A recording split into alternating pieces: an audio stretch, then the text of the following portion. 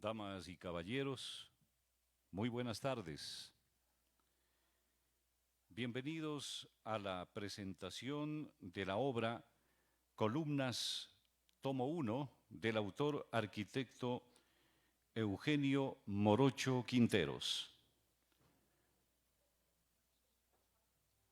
La Casa de la Cultura Ecuatoriana, Núcleo del Cañar, agradece la presencia de las distinguidas autoridades de la ciudad y de la provincia e invitados especiales a este acto de trascendental importancia en el que el autor del libro recopila sus artículos que fueron publicados en los principales medios impresos de la provincia y el país, desde luego abordando temas coyunturales que están ya en las páginas de la historia.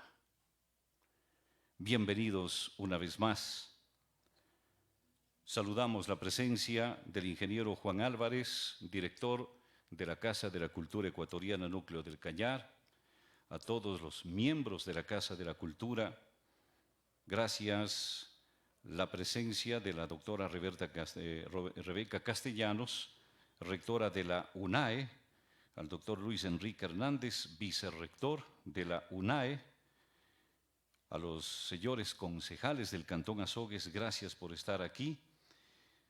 Ingeniero Marcelo Cárdenas, gerente de la empresa eléctrica Azogues, doctor Jorge Vélez Rodas, fiscal del Cañar, doctor Marco Vicuña Domínguez, exalcalde de la ciudad. Gracias, Monseñor Remigio Romero, por estar con nosotros, y a todos ustedes, invitados especiales. Manuel Eugenio Morocho Quinteros nace en Azogues el 24 de agosto de 1961. Instrucción superior, Universidad de Cuenca, Facultad de Arquitectura, título arquitecto, especialidad docencia universitaria.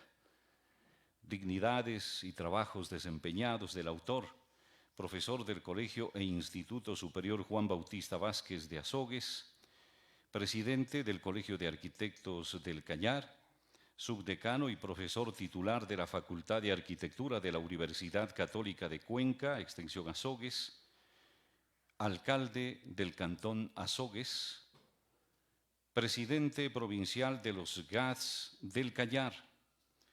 Actividades actuales del autor: gerente de la Oficina Técnica de Arquitectura Diplacón, articulista de semanario El Heraldo del Cañar, articulista de diario Portada de la provincia del Cañar, colaborador de los diarios El Universo de Guayaquil y El Comercio de Quito con artículos y cartas de opinión, editorialista, comentarista de algunas radioemisoras de la provincia del Cañar. Y a propósito, el saludo a los distinguidos representantes de los medios de comunicación que también nos acompañan en este acto de trascendental importancia. Iniciamos el acto con las sagradas notas del Himno Nacional del Ecuador.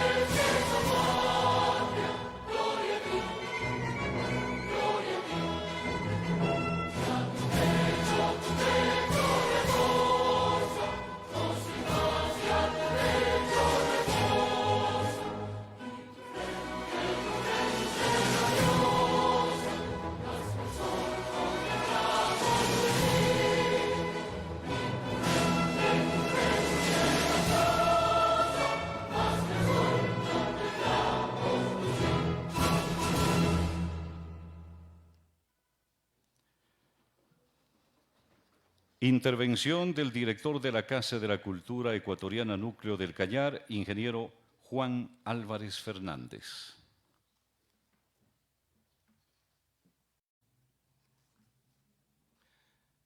Muy buenas tardes, distinguidos amigos de la Casa de la Cultura, distinguidos miembros de la Casa de la Cultura, autoridades aquí presentes, arquitecto Eugenio Morocho Quinteros, autor de la obra, familiares del autor, meritísimos asistentes a este auditorio. Hoy ha sido un día de especial significación para la Casa de la Cultura del Cañar, porque se presentan dos publicaciones dentro del programa de festividades. Dentro de la agenda festiva Azogues Arte y Cultura 2022, hemos ofrecido a la colectividad más de 30 programas apuntalados artísticos y culturales para todo gusto y todo público, buscando siempre enmarcarnos de los objetivos institucionales. Para comprometer esta programación diversa, pusimos mucho empeño en la política editorial, porque presentamos la obra Relatos y anécdotas de Sor Clara, desde Azogues hasta Asís, la semana pasada, y hace pocos minutos acabamos de hacer la presentación con mucha satisfacción de la revista institucional Can Ara número 1, con el invaluable apoyo de los articulistas, como son los distinguidos miembros de la Casa de la Cultura, los distinguidos miembros y actores y gestores culturales del RUAG e invitados a esta revista. Aquella revista se logró igualmente con el apoyo de la sede nacional de la Casa de la Cultura, y en este momento estamos presentando la publicación Columnas, tomo 1, del distinguido miembro de la Casa de la Cultura, arquitecto Eugenio Morocho Quinteros, quien pido un fuerte aplauso.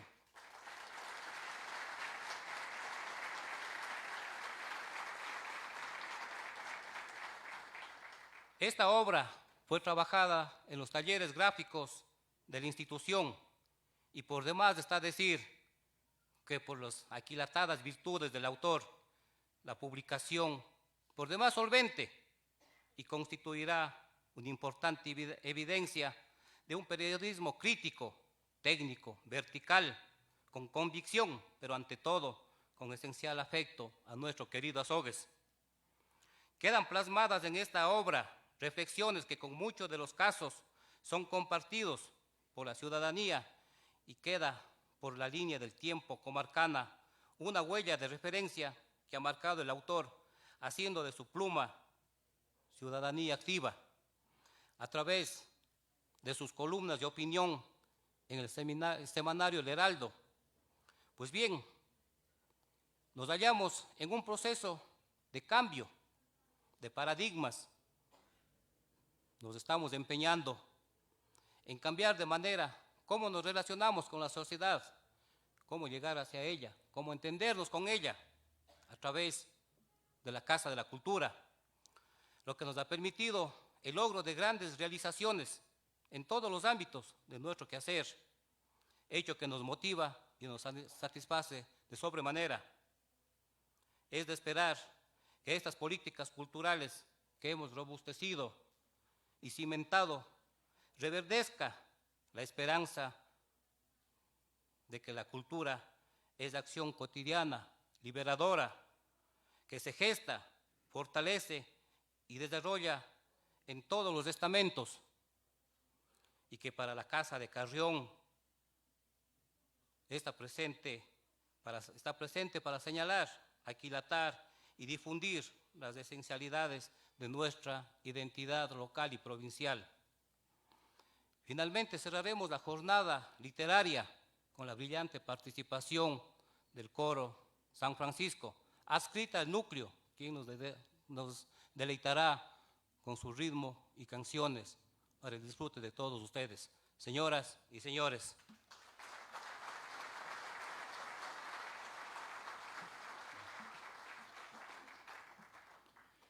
Una vez más, gracias por acompañarnos en este acto en el que se pone de manifiesto y por todo lo alto la libertad de expresión, la libertad de opinión. Análisis de la obra, columnas, tomo 1, del autor arquitecto Eugenio Morocho Quinteros. Interviene el arquitecto Marcelo Vázquez Solórzano, ex docente de la Universidad de Cuenca y de la Universidad de la SUAY.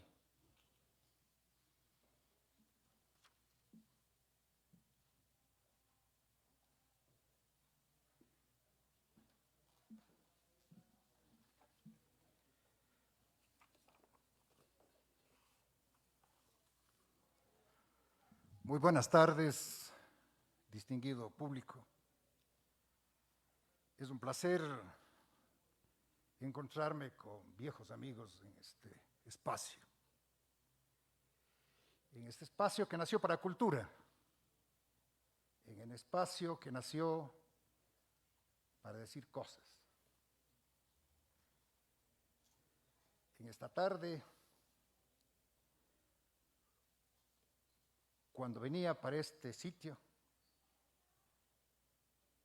y comparto mi opinión,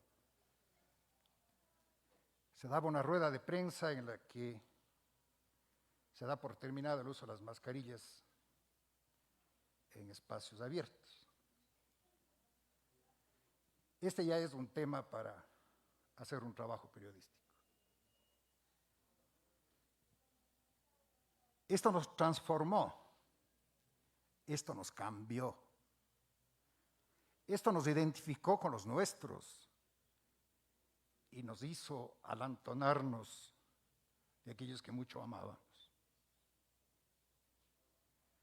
Pero esto también transformó el pensamiento colectivo.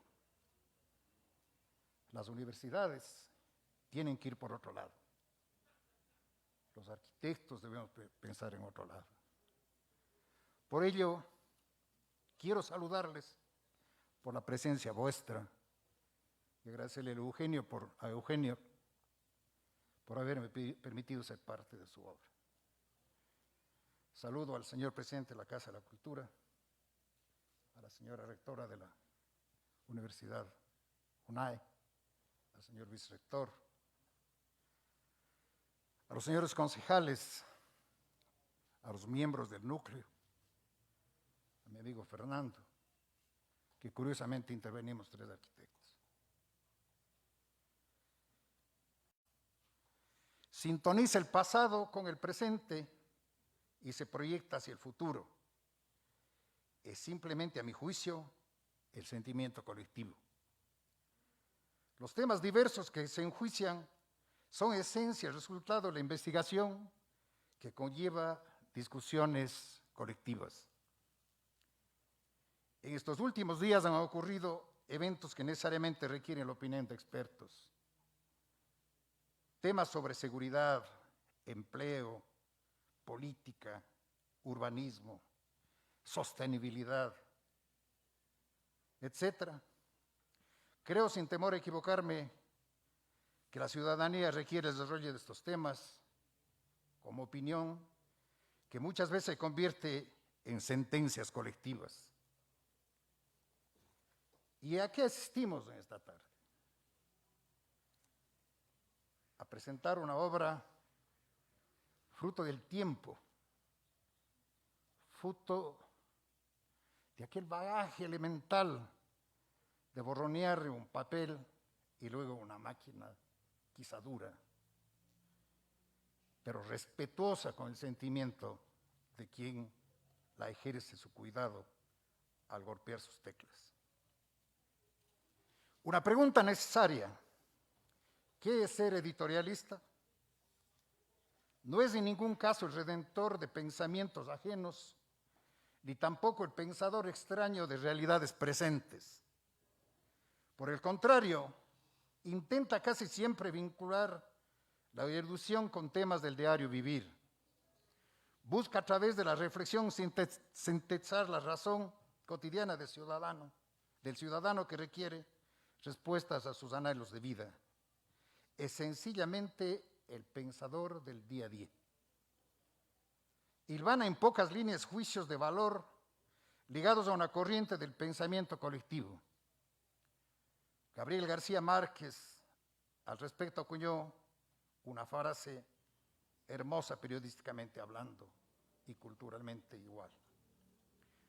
Ser periodista es tener el privilegio de cambiar algo todos los días. Gran misión y compromiso y responsabilidad para en libertad expresar los intereses de una sociedad que ambiciona vivir en paz, con justicia y dignidad. Eugenio Morocho Quinteros es un obrero persistente de la palabra hecho texto. Inicia su esforzada travesía hace ya más de 3 décadas. Nos situamos en el 30 de noviembre de 1991, cuando bajo el título La propaganda electoral, ambiciona situar el contexto, la época electoral próxima, que lejos de ser el espacio para la presentación de planes y programas estudiados y estructurados, hará que la ciudad se convierta en el Caramanchel que atentará al ornato e imagen de la ciudad. Llama a la prevención de un inminente mal uso del espacio público con carteles publicitarios e invoca a las instituciones responsables al ordenamiento de la ciudad a tomar medidas preventivas. La insinuación del requerimiento de planes y programas efectivos y eficaces para el desarrollo equitativo, justo y solidario de nuestras ciudades, hoy más que nunca, es una obligación que debe ser observada por todos los ciudadanos que aspiran a servir a una comunidad cada vez más olvidada y sin representación en los organismos locales. Unas preguntas necesarias. Los ciudadanos contamos con una auténtica representación local. Somos partícipes de las decisiones que se enmarcan en el buen vivir. Se respetan las aspiraciones comunitarias. Se conserva y preserva nuestro patrimonio. Existe una real gestión y administración participativa de los entes locales. Cuando escribe sobre la potencialidad del turismo local y como forma de mejorar la calidad de vida de nuestros habitantes, escribe con certeza que la ciudad es una aula urbana de enriquecimiento cultural y espiritual. Temas referidos a la necesidad urgente e impostergable de reivindicar la ciudad bajo el concepto de accesibilidad universal y usabilidad de edificaciones y espacios públicos son tratados en varios momentos. Títulos como A eliminar las barreras urbanas, El derecho a la ciudad y otros. Igual, en estas temáticas asocia a igualdad de oportunidades, no discriminación y autonomía personal de la población en situación de discapacidad. Respecto al artículo 9 de la Convención sobre los Derechos de las Personas con Discapacidad, dice: a fin de que las personas con discapacidad puedan vivir en forma independiente y participar plenamente en todos los aspectos de la vida, los Estados partes adoptarán medidas pertinentes para asegurar el acceso de las personas con discapacidad e igualdad de condiciones con las demás, al entorno físico, al transporte, a la información y comunicaciones, incluidos los sistemas y las tecnologías de la información y de las comunicaciones, y a otros servicios e instalaciones abiertos al público o de uso público, tanto en zonas urbanas como rurales. Estas medidas que incluirán la identificación y eliminación de obstáculos y barreras de acceso. Hasta ahí la cita, que siempre me ha hecho reflexionar, porque el pasado temprano nos cambió nuestra vida.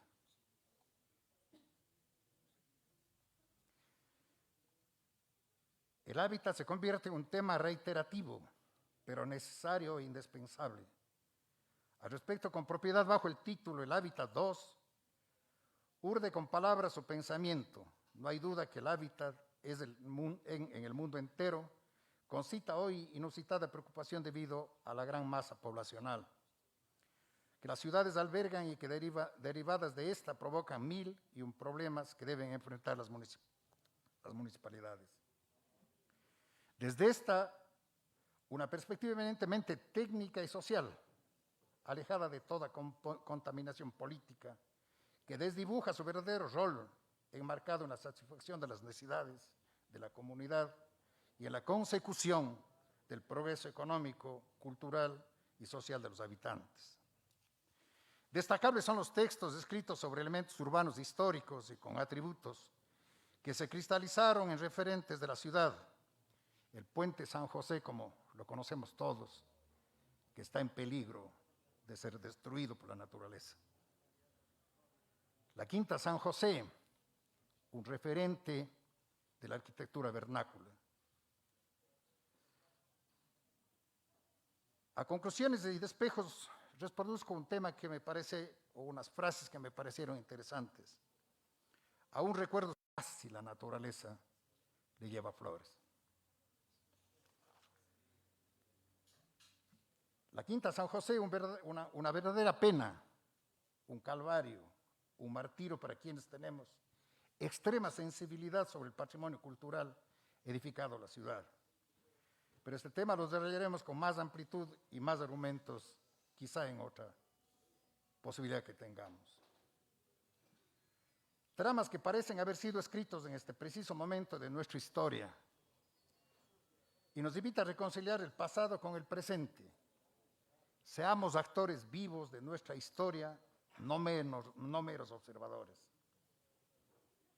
Un hecho significativo que prestó atención a espacios públicos marginales fue recorrido con el artículo El Parque Cañari, Identidad y Tradición. No es posible, dentro de este camino apenas recorrido, abandonar lo que es uno de los clamores ciudadanos, la inseguridad ciudadana. Realidad que cada día se profundiza y ahonda sin encontrar salida y solución, ni tampoco determinación a través de políticas públicas nacionales y locales. Hay un artículo interesante que intitula Inseguridad Ciudadana, que dice, comillas, vivimos por lo tanto inmersos en un ambiente de inseguridad y zozobra, en un entorno urbano donde la percepción del miedo ha obligado a tomar precauciones extremas para asegurar viviendas y vehículos, a diferencia de otros países donde el maleante piensa 2 veces antes de cometer cualquier ilícito. Este momento, dejo la pluma en el tintero para que los lectores de este compendio lo liberen y emprendan un recorrido enriquecido por la pátina del tiempo. Espero que las ideas y reflexiones que encontrarán sirvan para construir una sociedad digna de este pueblo altivo y mirador del ocaso donde se esconden los sueños. Señoras y señores.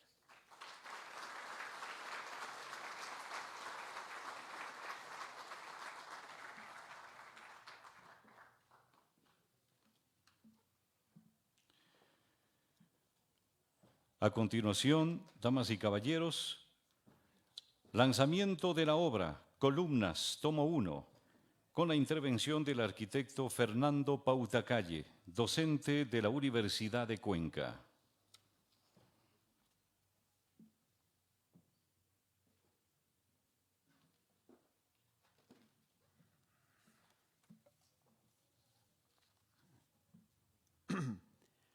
Buenas noches con todas y todos ustedes, autoridades y representantes de las instituciones de la ciudad y la provincia, ciudadanas y ciudadanos que asisten a este evento.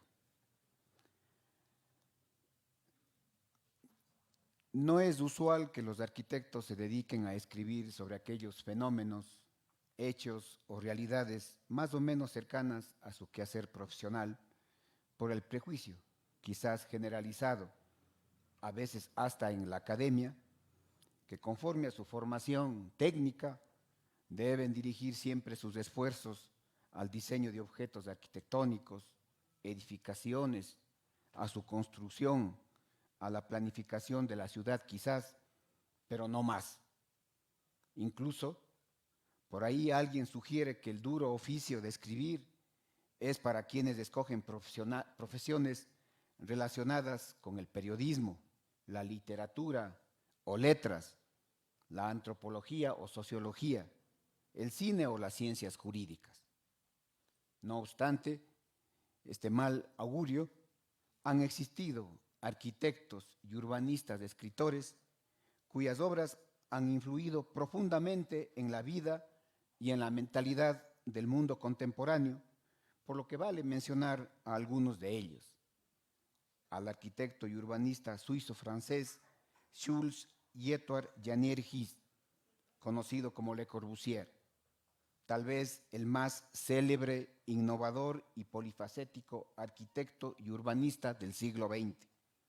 Entre sus obras intelectuales más destacadas están Urbanismo, El Modulor, La Ciudad Radiante y Los Tres Establecimientos Humanos. Kevin Lynch, arquitecto y escritor estadounidense, que puede considerarse como uno de los teóricos más importantes del diseño urbano de los últimos tiempos.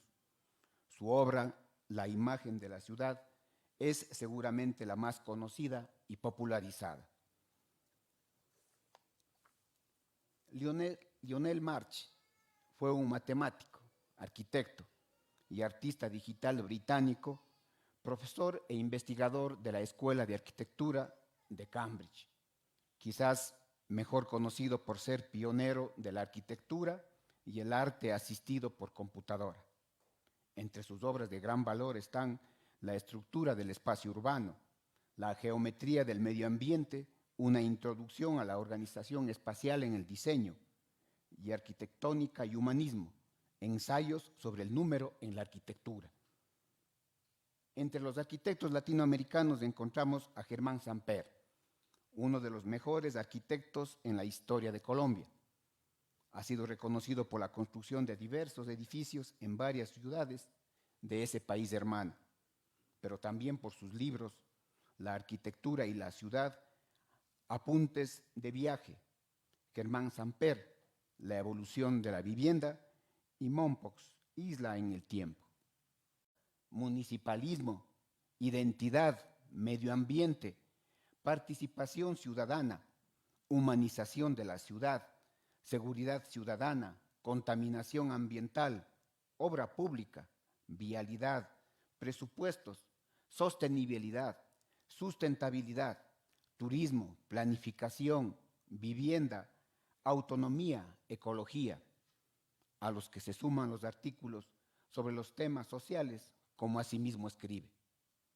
Salta a la vista la diversidad de la temática, lo que a todas luces significa haber asumido por años con valentía cotidiana la consideración de unas parcelas complejas de la realidad social, como son la ciudad y el territorio en sus diversas y amplias dimensiones, hoy investigados justamente como sistemas humanos complejos. No es este el momento, ciertamente, para exteriorizar nuestras reflexiones sobre estos asuntos, sino para poner en justo puesto la perseverancia, el amor a la ciudad, la labor cumplida por el ciudadano de verdad y que, por cierto, no termina aquí. Es el momento, entonces, para poner en su justo puesto la obra del articulista Eugenio Morocho Quinteros. Pero no podemos olvidar que seguramente buena parte de estos artículos se nutrieron del paso de su autor por la alcaldía de la ciudad, de esa experiencia única que constituye el servicio público desde los puestos más delicados y que se la adquiere en medio de desvelos, limitaciones, incompresiones, frustraciones y hasta depresiones y chantajes, pero también de la infinita satisfacción que en compensación ella genera. Esa experiencia le habrá permitido nutrir de conocimientos, pero asimismo de una mayor ponderación, ecuanimidad, reflexión, madurez en suma a su tarea de articulista. Este libro, dice el autor, solo viene a recordarnos que Azogues, al igual que todas las ciudades, receptan los problemas del mundo y que su tratamiento abre posibilidades para todos.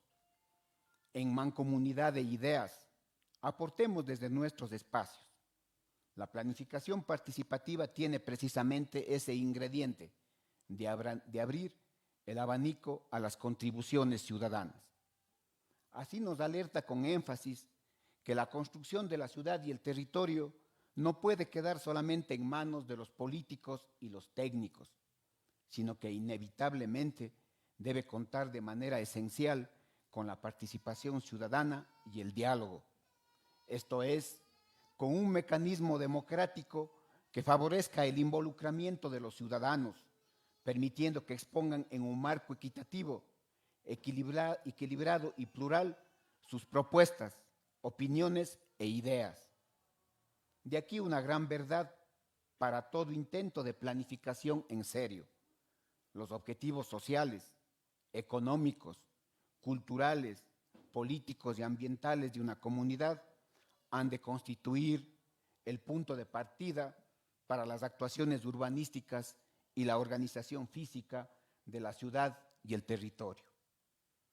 Nada fácil es la tarea del articulista crítico, mejor dicho, del articulista político en el más alto significado de esta palabra. Debe poseer ante todo una piel extremadamente gruesa. Ocasionalmente será felicitado o alabado por los lectores, pues casi siempre aquellos que están de acuerdo con los escritos y las opiniones de un articulista rara vez hacen oír su voz.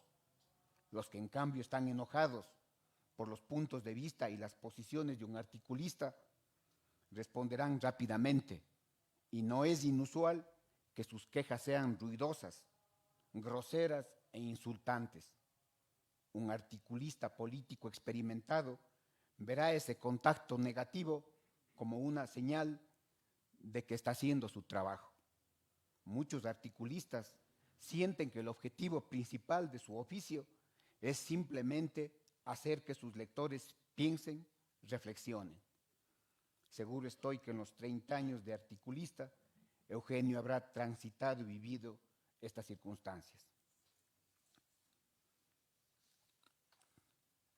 Hoy tenemos este libro, este compendio, Columnas 1, y él sin duda contiene, como señala efectivamente el autor, parte de la historia de la ciudad y la provincia, de un periodo como el de las 3 últimas décadas, caracterizado por fuertes transformaciones, pero todas o casi todas con consecuencias o impactos de diverso signo, incidencia y magnitud en la calidad de vida de la población, y que nos obligan a reflexionar responsable y oportunamente sobre el futuro.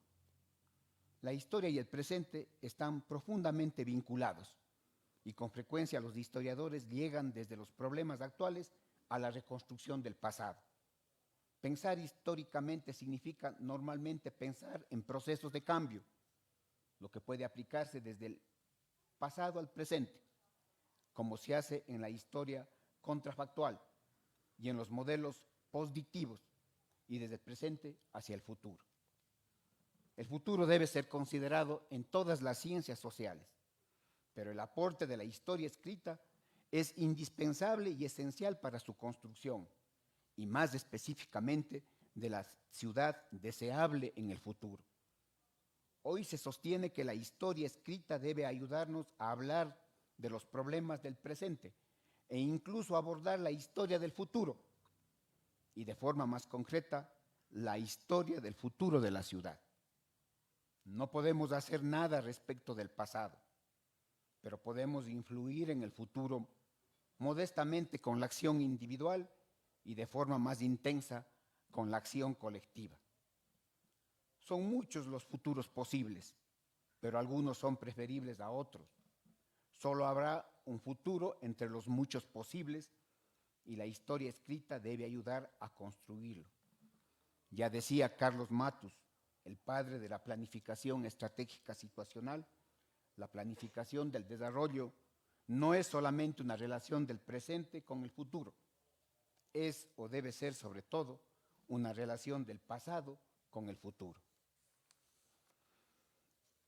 En estas perspectivas se ubica la obra que hoy se pone a consideración de las sociedades local, regional y nacional, un aporte a la historia de la ciudad y el territorio, un aporte para la construcción de ese futuro preferido. Cuando escribí estas líneas me preguntaba, ¿existen y más concretamente refiriéndonos al medio regional, el financiamiento de la investigación histórica de nuestras provincias, cantones, parroquias rurales y sus cabeceras, es motivo de una responsabilidad pública permanente. Todo indica que carecemos de esos recursos y por eso mismo encontramos sin su particular historia a numerosas parroquias rurales, por ejemplo. He palpado esta realidad en mi propia actividad de docencia universitaria. Así, los esfuerzos de planificación en todo ámbito casi siempre carecen de ese pie. Nacen débiles y son proclives al fracaso. Por eso mismo entonces, hallamos otros méritos en la obra que hoy se difunde y que hacen esto posible. El esfuerzo del autor, alejado de toda pretensión económica, y el apoyo de una institución como la Casa de la Cultura Benjamín Carrión, núcleo del Cañar, que estoy seguro habrá extendido su exiguo presupuesto para que la tengamos en nuestras manos. Exiguo, sí, tanto por el maltrato financiero que siempre ha tenido la cultura en nuestro país, porque continuamos midiendo el desarrollo en magnitudes de obra física, cuanto porque igualmente seguimos soportando el centralismo absorbente. Felicitaciones a Eugenio Morocho Quinteros y a la Casa de la Cultura Benjamín Carrión, núcleo del Cañar, por haber puesto sus mejores esfuerzos para que esta obra llegue a la sociedad. Señoras y señores.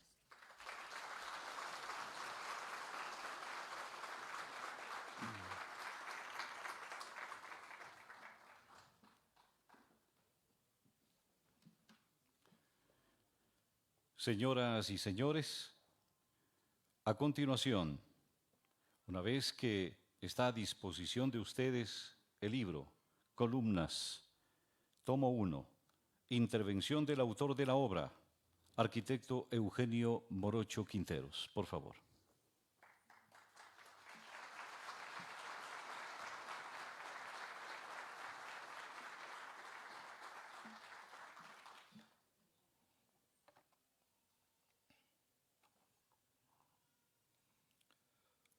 Buenas tardes, buenas noches. Un saludo cordial y afectivo a cada una de las autoridades que representan a las diferentes instituciones que han sido invitadas a este acto, lo propio a todos los amigos y amigas que están aquí presentes y que han tenido asimismo la bondad de aceptar esta invitación para este acto cultural que se inscribe obviamente dentro de las actividades culturales por los 197 años de cantonización de nuestra ciudad. No quisiera dejar pasar un saludo especial, especialísimo, a la presencia de un amigo octogenario acá en esta noche. Me estoy refiriendo a la presencia de Monseñor Remigio Romero Mogrovejo, que solo bastó una llamada telefónica para que esté acá, y a pesar de sus dolencias, de su edad, de sus innumerables compromisos religiosos, está acá con nosotros. Mi afecto para usted siempre, Monseñor Remigio Romero.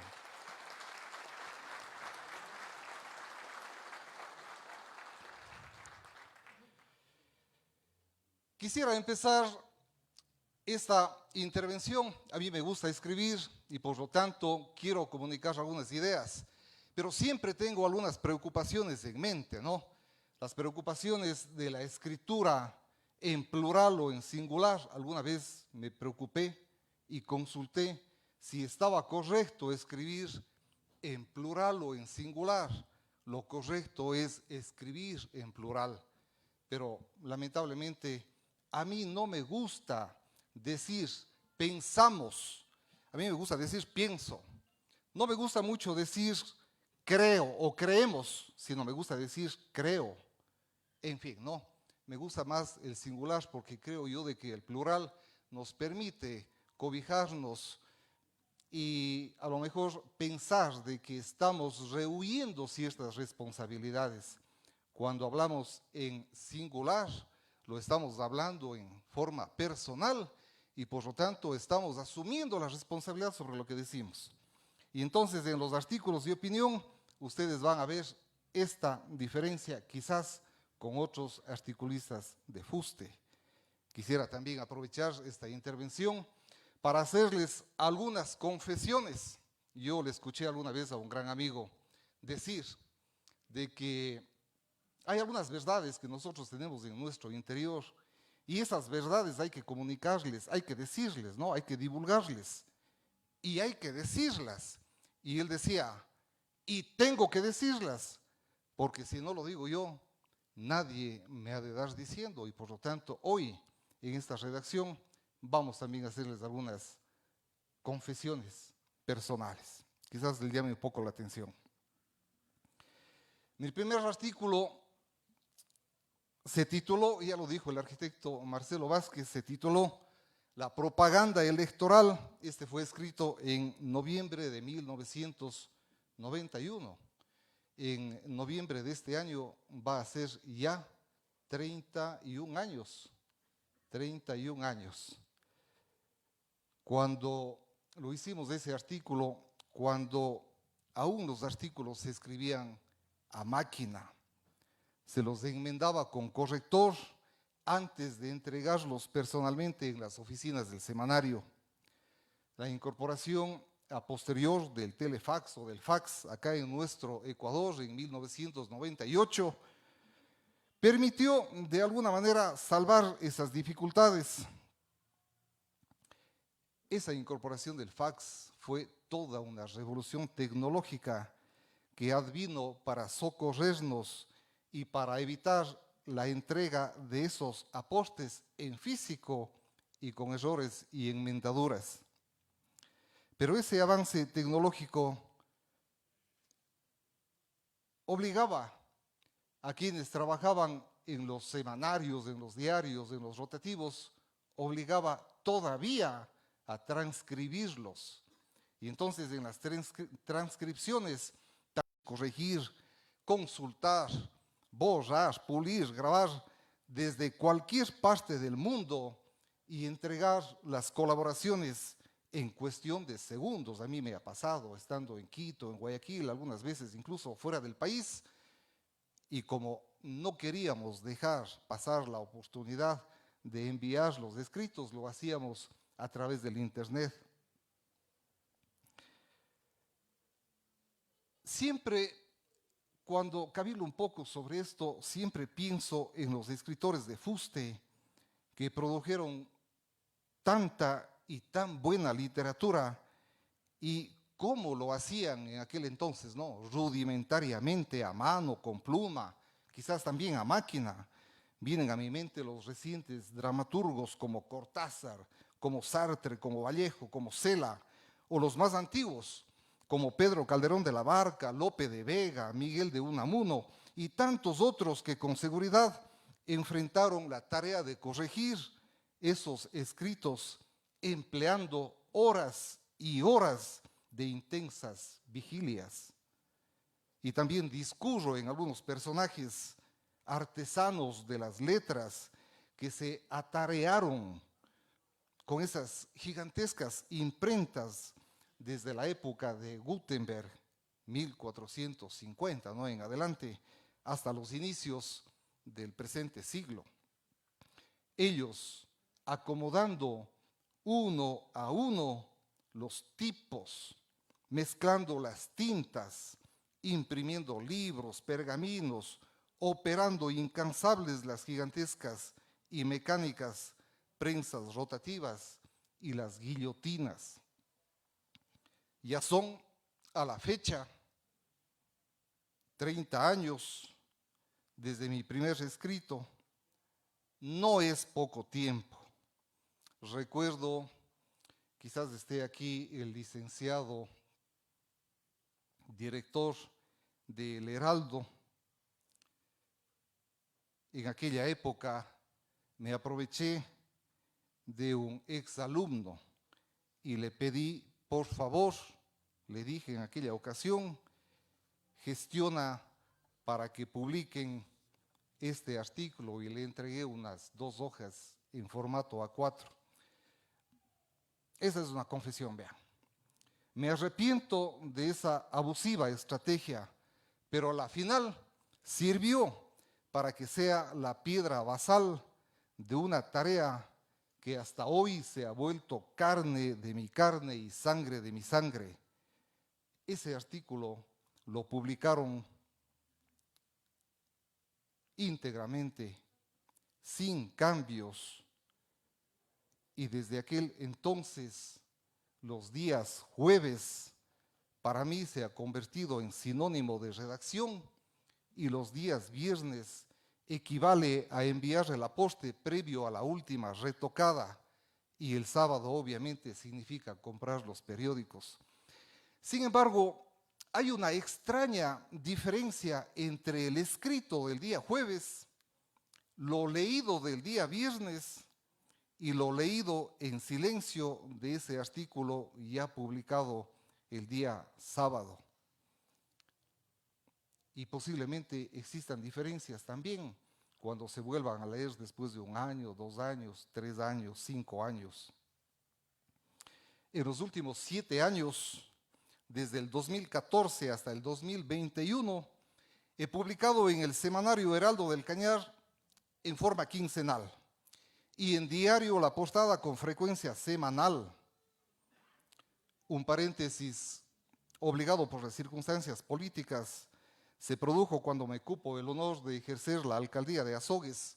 Creo, esta es otra confesión, creo sinceramente que no debí interrumpir la entrega, pero una actitud ética basada en el respeto a la libre expresión ciudadana que cualifica las actuaciones administrativas empujó, muy a mi pesar, a dejar de escribir para la prensa. Alan García, el expresidente de Perú, lamentablemente ya fallecido en circunstancias que no lo entendemos todavía, él solía decir de que la expresidencia como dignidad también se la ejerce, ¿no? No solamente la presidencia, sino la expresidencia también se la ejerce. A un expresidente, él acotaba, se le abren muchas puertas, pero también se le imponen innúmeras responsabilidades. No se puede uno desentender de los problemas a los que antes tuvo que enfrentarlos. Eso decía Alan García, lo propio digo yo, salvando obviamente las diferencias, que la dignidad de un exalcalde da satisfacciones y confiere prerrogativas, ¿cómo no? Pero al mismo tiempo impone ejercerlas con decoro, con honor, con seriedad, con dignidad, con modestia. Ser un exalcalde conlleva no pocas responsabilidades. No podemos desentendernos, como dice Alan García, de los problemas de la sociedad en la que vivimos y a la que nos pertenecemos, y por ello estas entregas semanales que no han cesado, y por ello el fastidio de nuestros comentarios radiales en forma semanal. Todo esto en el intento de forjar una imagen que dignifique la función a la que llegué por el favor popular. Pero adentrarnos en temas políticos podría desbordar las intencionalidades de este evento y por ello retomamos inmediatamente el tema.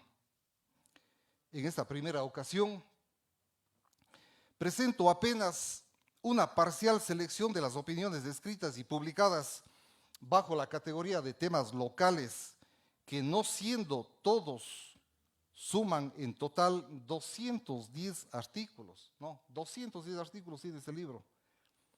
1.400 artículos hemos entregado a la prensa en los últimos 30 años y por lo tanto solo está una selección de 210 artículos, lo cual quiere decir de que tenemos material para 4 o 5 tomos más. Creo, vean, estamos hablando en singular, ¿no? Creo que son parte de la historia escrita de la ciudad y la provincia. Son historias en ámbitos tales como el medio ambiente, contaminación ambiental, presupuesto, sostenibilidad, etcétera, etcétera, que bien podrían ser considerados, que contienen temas más bien de orden social, cultural, como análisis críticos, publicaciones, memorias, homenajes póstumos, presentación de exposiciones, reconocimientos, denuncias, y precisamente por ser parte de la historia, son auténticos manifiestos que responden a una época determinada de los que ulteriormente podrían extraerse datos relevantes. Y ustedes dirán, ¿y por qué? Ahí están temas como el fallecimiento de los exalcaldes Jorge Andrade Cantos, Julio Jaramillo Arízaga, ¿no? Dos exalcaldes, pero no solamente exalcaldes, también cumplieron otras funciones. Jorge Andrade Cantos, por ejemplo, fue también gobernador, ¿no? Me parece que fue diputado alterno y cumplió algunas otras varias funciones, ¿no? Deportista de fuste, el estadio nuestro lleva el nombre de Jorge Andrade Cantos. Lo propio Julio Jaramillo Arízaga, él fue gerente de la empresa Aguapán, miembro de la Corte Superior de Justicia, a ver si me ayudan. Fue gerente del Midubi, ¿no? Fue alcalde de Azogues, profesor del Colegio Juan Bautista Vázquez, profesor del Colegio Benigno Malo, en fin. No se han hecho todavía actos de reconocimiento a personajes como estos, ¿no? Ahí en esta parte del libro están también temas como la defunción de nuestro bate, Rodrigo Pesantes Rodas, ganador del premio Vasconcelos en México, lamentablemente fallecido en plena época de pandemia. Quizás por ello algunas instituciones que tienen la obligación y el deber de reconocer a estos personajes se quedaron quietos, pero ya a partir de hoy, que incluso ya no vamos a utilizar las mascarillas, deberían retomar estos temas. La ausencia de dos grandes de la radio y la televisión, Víctor Condo Esquivel, Hugo Johnson Humala, los fallecimientos de los dos obispos de Azogues, Carlos Aníbal Altamirano y Clímaco Jacinto Zarauz Carrillo.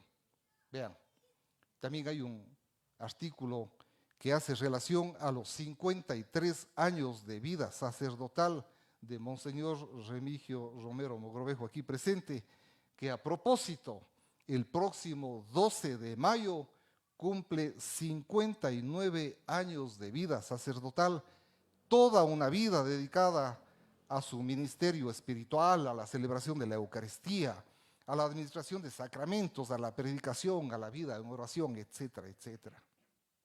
En fin, el repertorio de temas extratados solo datan de lo producido desde el año 2000 hasta el 2021, no, solamente 21 años. Los anteriores, los que vienen desde 1991 hasta 1999, aún reposan silentes en algún archivo de mi computador. Debo confesar asimismo de que algunos ensayos, algunos escritos, los conservo en disquetes, en los floppy disk, los más antiguos, no, pero los más antiguos todavía, no, los primeros que se escribían a máquina, esos obviamente no los tengo.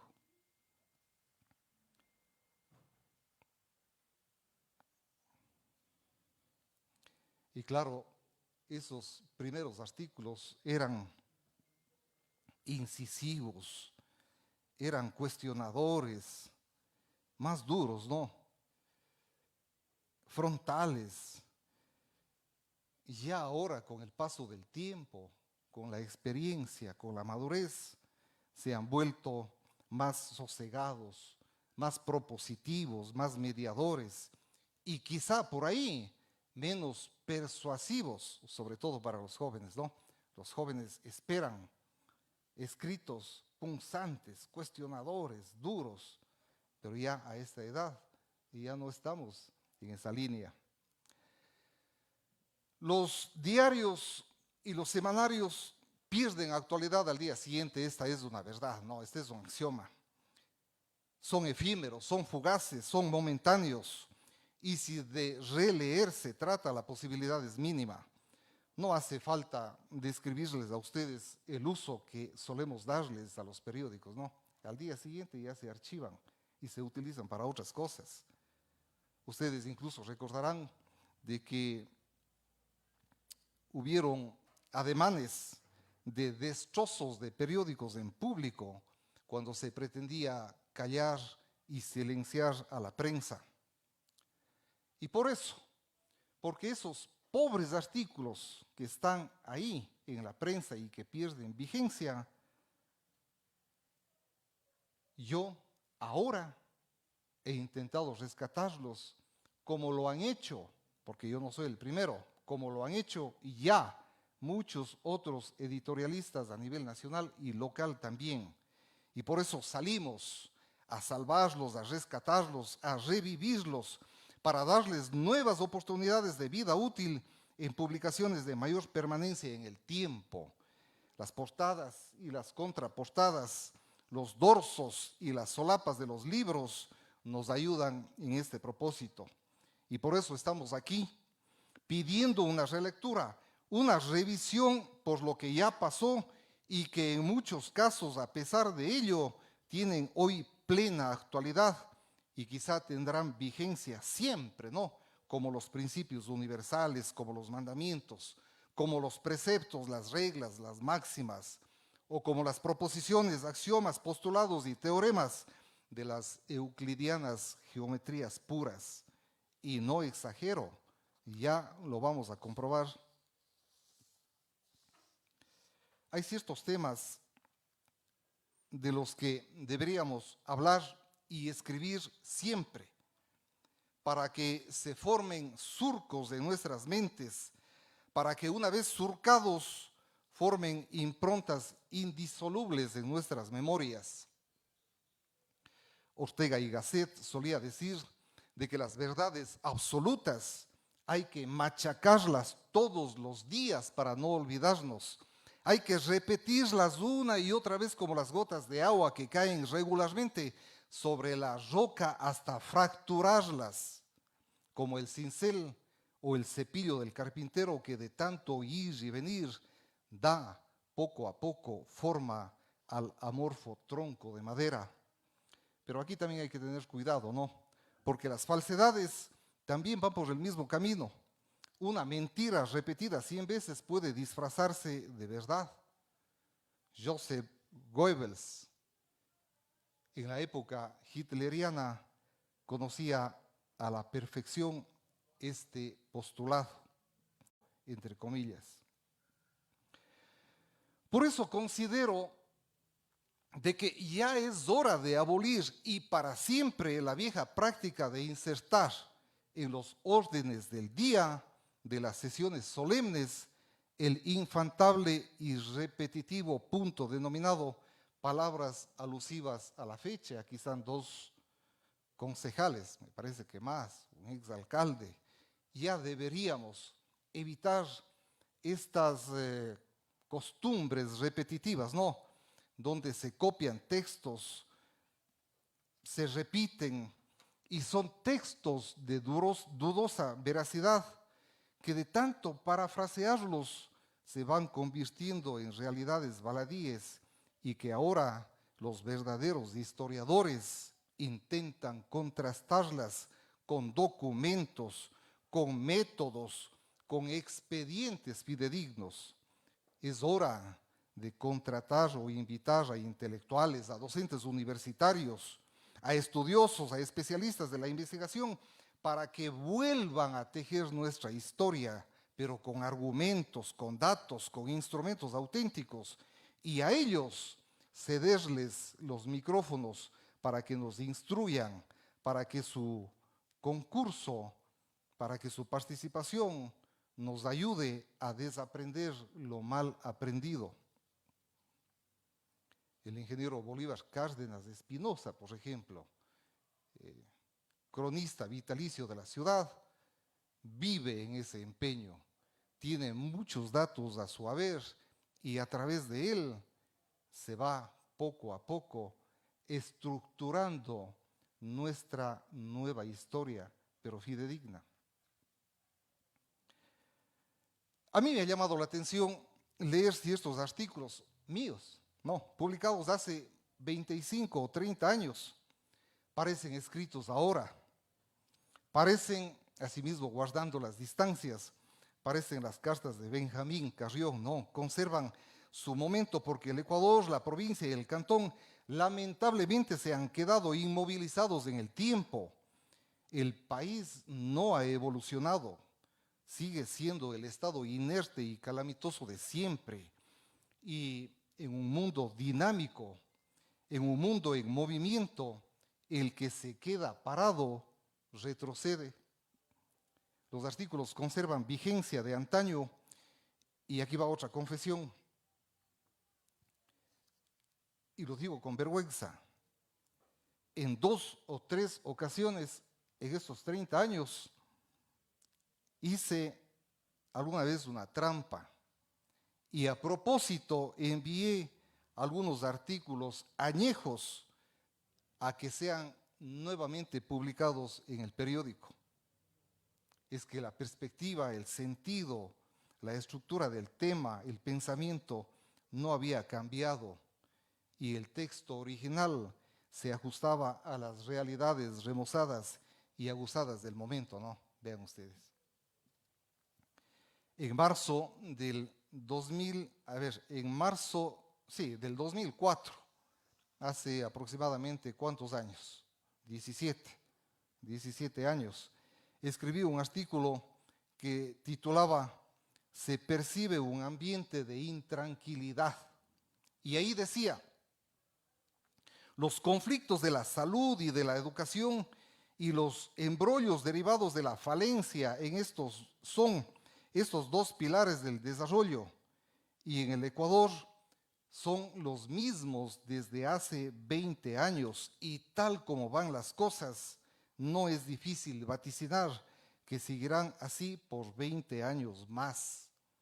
Esto escrito hace 17 años y posiblemente no sea por 17 o 20 años más, serán por 50 años más, con toda seguridad.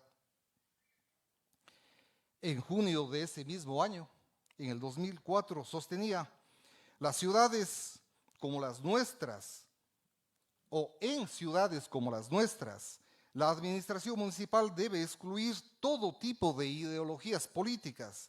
El grupo humano que tiene para sí el poder de decisión final debe adoptar una política de totalidad consensuada y global, evitando las confrontaciones basadas en intereses, en los intereses de los partidos o de los grupos.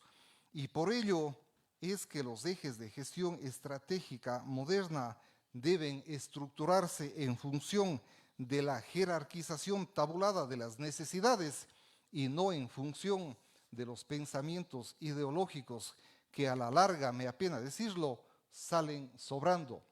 Esto fue escrito hace 17 años y tiene plena vigencia ahora, ¿no? Podría publicarse también ahora. Por todo ello, reitero, la relectura, esta palabra, ¿no? La relectura es y siempre será un bocado sabroso. Nos transporta en el tiempo sin necesidad de romper el calendario. Y yo lo sigo haciendo.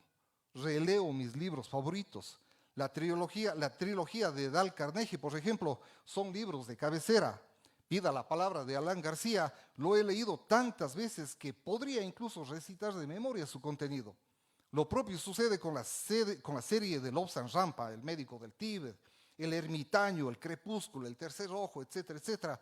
O la poesía de César Vallejo, que nos subyuga. La poesía de César Vallejo la leemos una y otra vez, pero la misma poesía o las mismas poesías.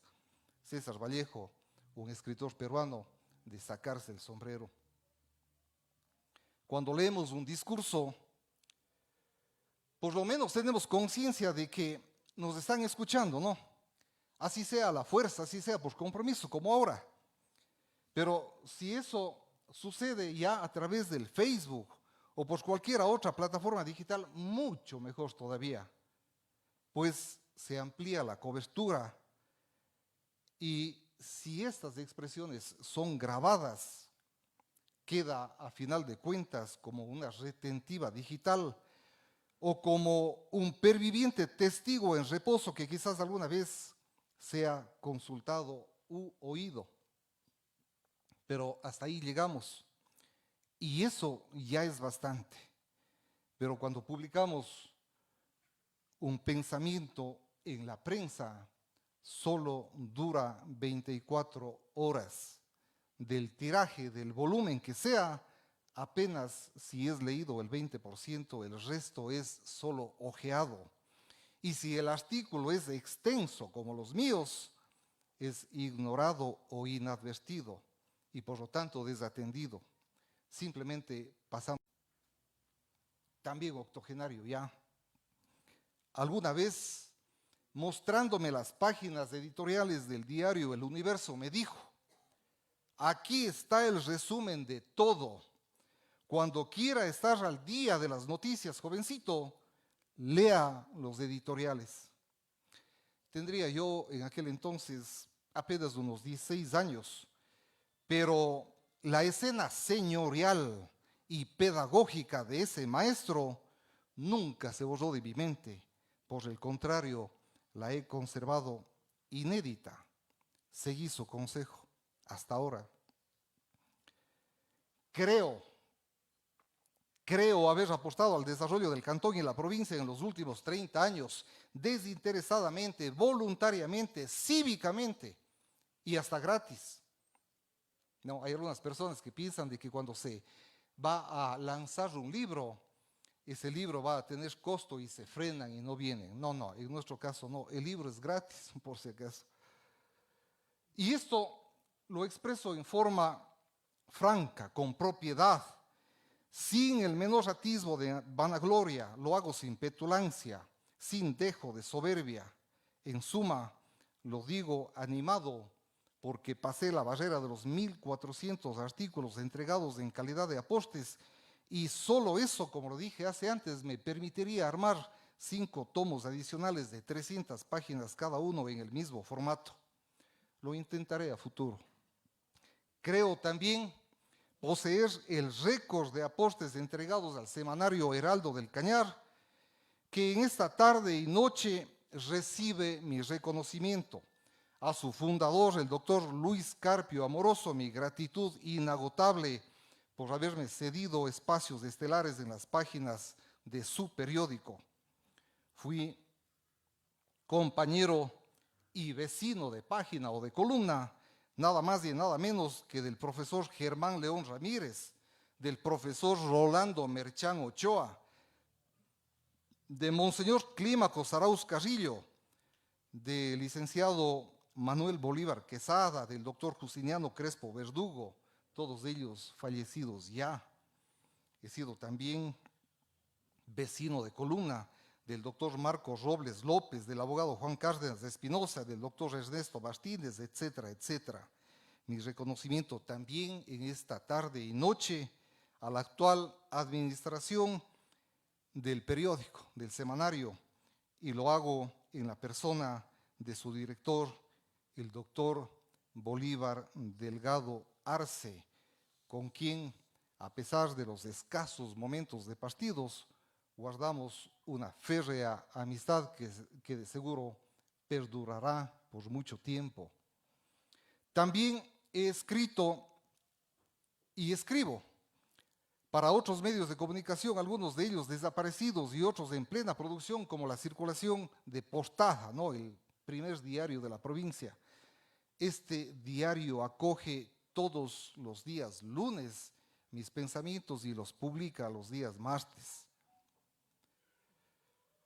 Mi inagotable gratitud al licenciado Fausto Fajardo, que me ha cedido las páginas del diario y también me cede los micrófonos de la radio TVO Internacional, pronta ya a entrar nuevamente en funcionamiento.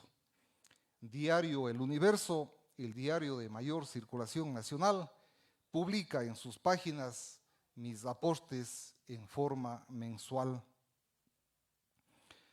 Recuerdo gratamente que cuando ya teníamos la oportunidad de imprimir estos escritos lo imprimía con una copia adicional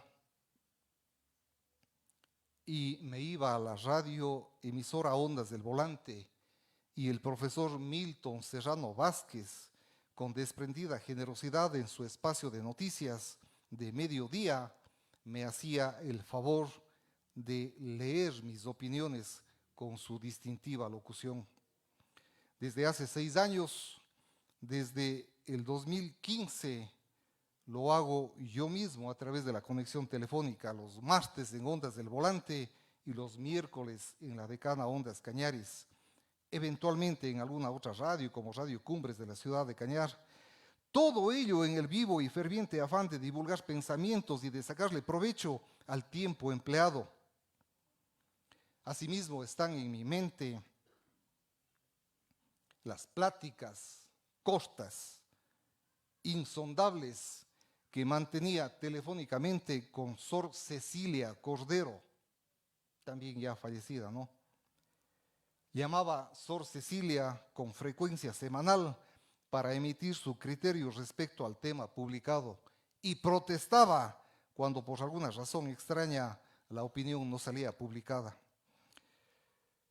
Esos y otros son los pagos que me mantienen con entusiasmo para seguir en la brega. Tengo lectores, sí señor. Tengo detractores, sí señor. Largas resultarían las 2 listas si intentaríamos consignarlas, pero de eso se trata, ¿no? De que lean, de que los escritos despierten pareceres, de que provoquen discusiones y debates. Nadie es dueño de la verdad.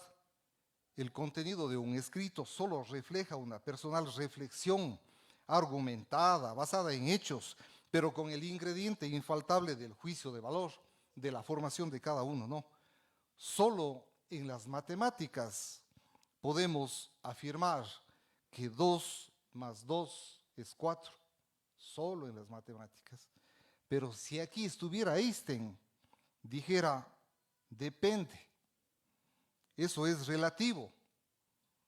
O si algún político está por aquí, también diría, depende. No, ¿cuánto hay?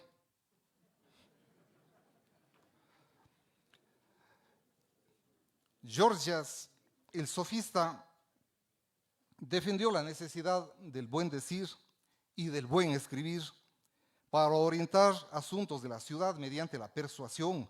Platón decía que cualquier discurso o escrito debe transmitir un buen propósito. Y Cicerón, el impulsivo, decía de que la retórica requiere de amplios conocimientos y de un manejo de verdades y de convencimientos, de un manejo de las certezas, de las certidumbres, pues de lo contrario, todo caería en el plano de la verborrea, del verbalismo o del bla, bla, bla. El estilo gramatical que yo mantengo y he mantenido es con la simple lectura de cualquier tema. El estilo de escribir con signos de puntuación divorciados de las reglas gramaticales ortodoxas, alejados de los rígidos dictámenes de la Real Academia de la Lengua, no son atropellos al lenguaje de Cervantes, para nada. Yo no me atrevería. Responden simplemente a un talante, a una muy particular forma de expresión y de lectura también. Me han recomendado, previo a la impresión de este libro, que los artículos pasen por la criba severa de un corrector de pruebas o de un editor de estilos. Y yo obviamente me he negado en forma categórica. Perderían esencia, perderían carácter, identidad. Y por eso los puntos suspensivos, las comas, los puntos seguidos y apastes después de los signos de interrogación y de admiración, y las frases intercaladas con guiones medios en lugar de los paréntesis, son parte consustancial de mis escritos por antonomasia. Y ese es mi estilo, ¿no? Si pasaba por un corrector de estilos, perdía mi estilo, perdía esencia, perdía carácter. Gabriel García Márquez, en 1997, frente a un selecto grupo de escritores, de académicos, de lingüistas, se paró y solicitó con la fuerza avasalladora de un Nobel, dijo, es hora de jubilar la ortografía. Yo no estoy en contra de la ortografía, ni mucho menos, no. Estoy a favor de la libertad de expresión sin que ésta dé lugar a otras extrañas y variadas interpretaciones. Pues ahí sí el tema se volvería complejo. Los idiomas son organismos vivos como las ciudades, como las plantas, como el universo, nacen, crecen, cambian, se transforman. Dejan de hacerlo solo cuando mueren. Y el idioma de Cervantes aún está vivo. Y mientras viva y mientras exista el hombre, siempre habrá la posibilidad de acoplarse o no acoplarse. Por eso, y porque no me apego mucho a las normas, transgredo esas normas. Y cuando ustedes lean algún escrito y por ahí vean después de un signo de interrogación el punto aparte, no crean que es una falta de ortografía, simplemente es estilo. No es usual, por ejemplo, en los artículos de opinión, subrayar ciertos vocablos o expresiones o ponerles negritas. Yo lo hago. Y las citas textuales en algunos artículos, notarán, van más allá de las normas de extensión permitidas. Lo fundamental es ser sinceros, transparentes, sin autopresionarse. Lo primordial es que nos entiendan, que lean y que nos entiendan. Y si la transgresión de normas ayuda a la comprensión de ideas, pues simplemente transgredimos, no pasa nada. Es un verdadero desafío poner en circulación producciones literarias en una época en la que el libro y las editoriales van perdiendo espacio, en la que las prácticas tecnológicas van dejando de lado la lectura y la escritura como escenarios de aprendizaje didáctico y de exposición de ideas. Escribir es pensar. Quien no piensa, no escribe. El pensador, decía alguien, no tiene un día a la semana para pensar, no, piensa todos los días de su vida. Y el pensamiento, si no se convierte en idea, es un mal pensamiento. Y si esa idea no se convierte en palabra, es una mala idea. Y si esa palabra no se convierte en acción, ya es una mala palabra. Entonces, hay que pensar, hay que verbalizar y hay que pasar a la acción.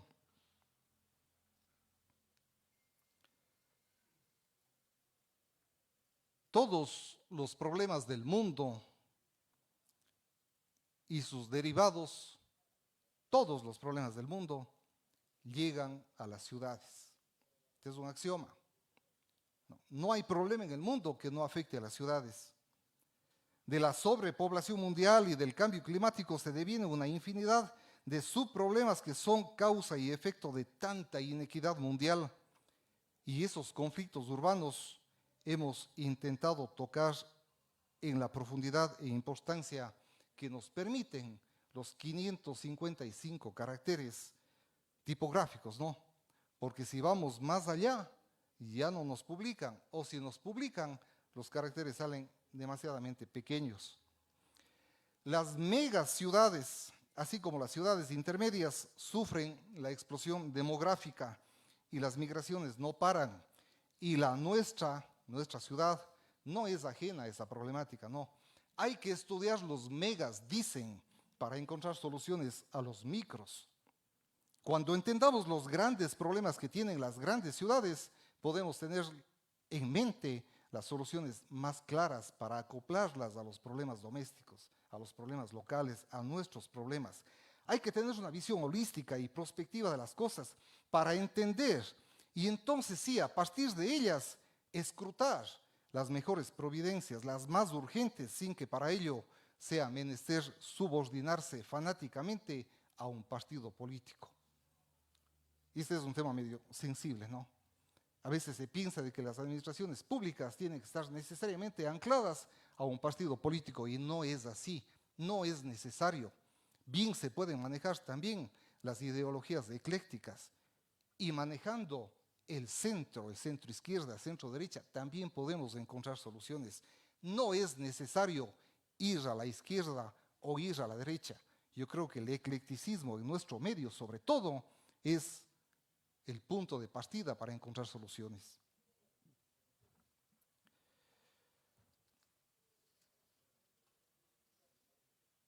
En fin, hablar de nuestras ciudades, hablar de Azogues, es un tema bastante complejo y podríamos pasarnos quizás tardes enteras, noches enteras en estas disertaciones, pero nos gusta escribir y escribimos pensamientos y esta noche compartimos con ustedes.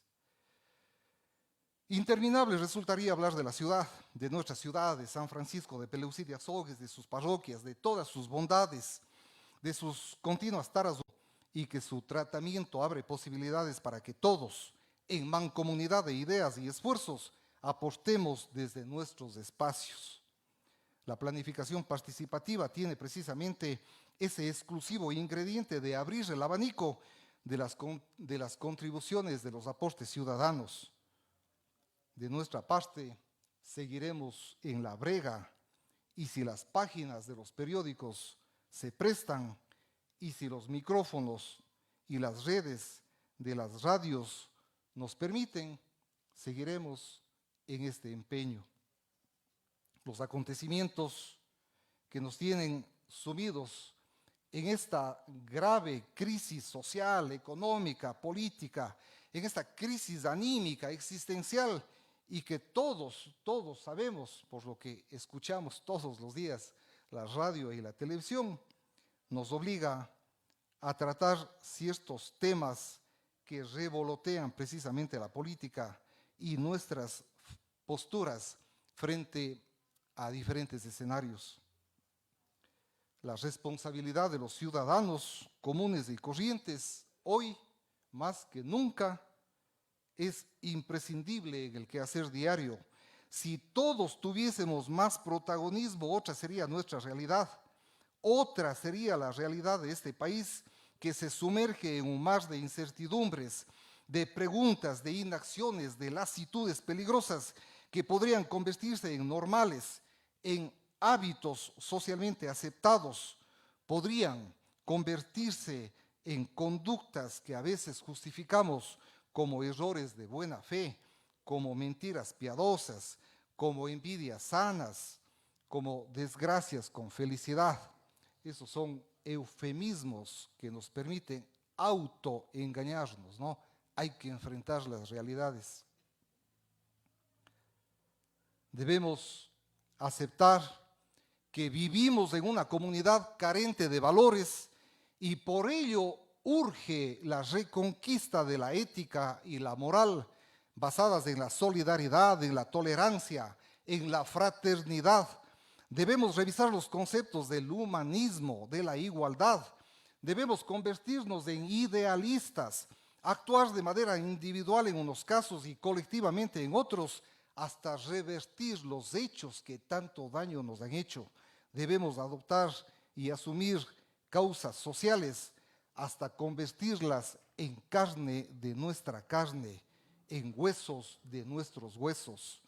Finalmente, me queda solicitarles, queridos amigos, revisen el contenido de este compendio. De seguro, les aseguro, ¿no? De seguro, al final se verán identificados con mis preocupaciones y con mis certezas. Soy un convencido de que la educación y la formación integral son las armas idóneas para combatir la pobreza y la corrupción. Tengo la certeza de que la planificación urbana, entendida como un concepto de organización, es el único medio por el que se logra el progreso y desarrollo de las ciudades. No hay otro. no hay otro. La política, no. La planificación urbana, no hay otro medio. Esa es la herramienta. Creo firmemente en la juventud. Creo firmemente en la juventud, pero más creo en la serenidad y en la tolerancia que ofrecen los años de la madurez. Doy mucho mérito a la poesía aleccionadora y vivificante de César Vallejo y de Rodrigo Pesantes Rodas. Creo en la modernidad y en la tecnología, y creo que esta modernidad y esta tecnología nos permitirá mejorar nuestros niveles de vida. Afirmo categóricamente que la prevención es la herramienta idónea para evitar desastres. No podemos evitar desastres si no prevenimos, ¿no? Creo y afirmo categóricamente que la prevención es la herramienta idónea para evitar desastres. Por lo tanto, no creo en los rezos ni en las súplicas para evitar que llueva. No, hay que prevenir. Prevenir antes que lamentar. Esas son mis convicciones y sobre eso no admito discusión alguna. La invitación formulada para concurrir a este acto traía implícita la intención de que me acompañen, y lo han hecho, y yo estoy profundamente agradecido por ello. Mi gratitud para todos ustedes, pero también traía implícita la intención de que me escuchen, y también se ha cumplido. Sí me han escuchado, pero un poquito más allá, también traía la intención de que me lean con un poquito más de frecuencia los comentarios semanales y lean este libro que está a disposición de ustedes y gratis. Mil disculpas por el tiempo dispensado y 1.000.000 de gracias por haber asistido, señoras y señores.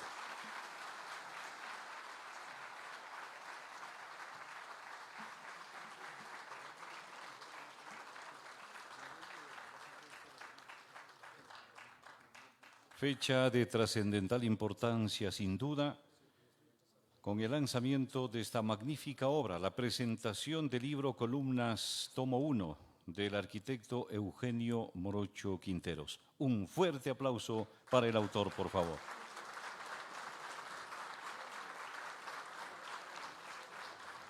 Queremos darles a conocer a ustedes que en unos instantes más, para cerrar de una forma muy especial este evento, tendremos la presentación artística del grupo Coral San Francisco de la Casa de la Cultura del Cañar. Estarán con nosotros en unos instantes más para brindarles un ramillete de canciones. Además, tendremos el brindis que ofrecerá el autor de la obra y sus familiares, y estará a cargo de la doctora Miriam Albán de Cantos, a quien agradecemos su presencia en este evento. Himno al Cantón Azogues.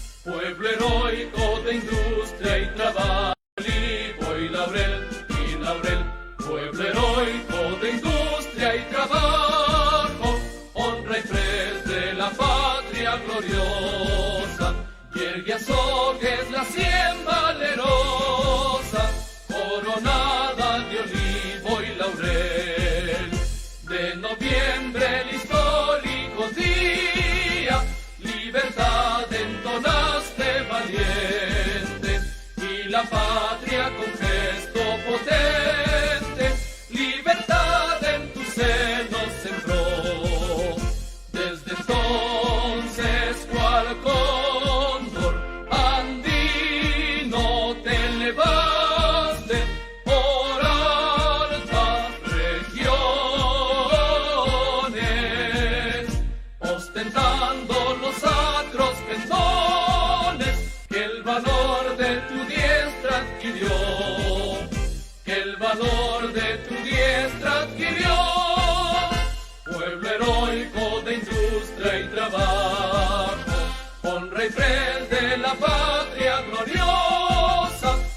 Yerguiazón es la cien valerosa, coronada de olivo y laurel, pueblo heroico de industria y trabajo, honra y fe de la patria gloriosa.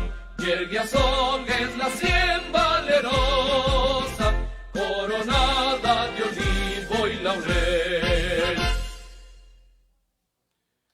Una vez más, muchísimas gracias por vuestra presencia. Y antes del brindis que hemos anunciado, vamos a recibir cariñosamente al Grupo Coral San Francisco de la Casa de la Cultura Núcleo del Cañar. Este grupo coral fue creado en el año 2010 y está en plena vigencia. Ha realizado presentaciones en otras jurisdicciones provinciales del país y fuera de nuestro Ecuador. Con el aplauso de todos ustedes, vamos a dar la bienvenida al Grupo Coral San Francisco de la Casa de la Cultura Ecuatoriana, Núcleo del Cañar.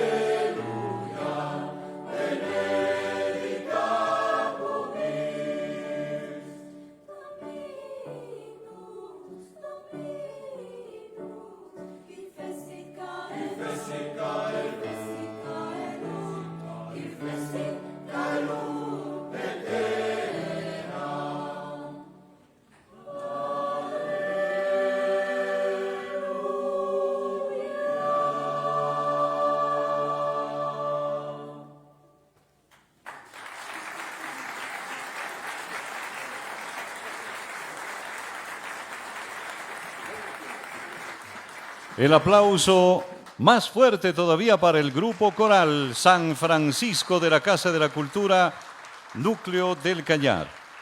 A nombre del ingeniero Juan Álvarez, director de la Casa de la Cultura Ecuatoriana Núcleo del Cañar, les agradecemos su presencia a este acto. Quedan invitados al brindis. Gracias. Hasta pronto.